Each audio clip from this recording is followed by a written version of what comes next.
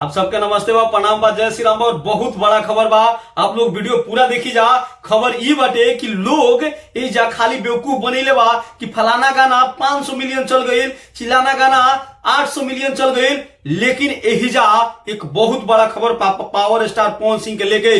जी हाँ, power star Pawan Singh के गाना जो 2021-22 के सबसे बड़ा गाना रहे पुदीना, आज 3 बिलियन हो गई बा। 3 बिलियन। आप पूरा म्यूजिक इंडस्ट्री उठा के देख ली भारत के, उसमें दो चारे वो गाना ऐसा हुई जो 2 बिलियन और 3 बिलियन गई हुई, उसमें एगो पुदीना गाना भी हो गई बा।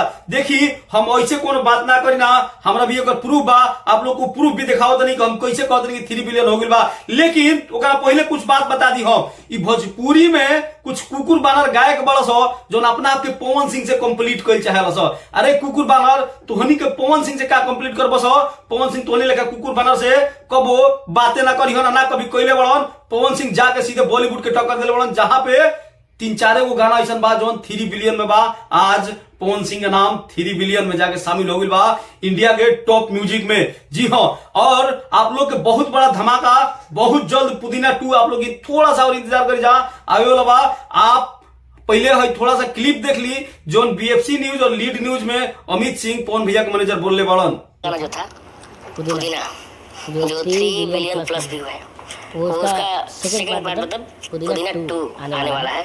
और उस बहुत ही अच्छा कंटेंट है, बहुत मस्त मजा आएगा सबको देखकर। आप लोग देखनी है जा, हम कोनो फालतू बात ना करी ना, कोनो बिना प्रूफ के बात ना करी ना।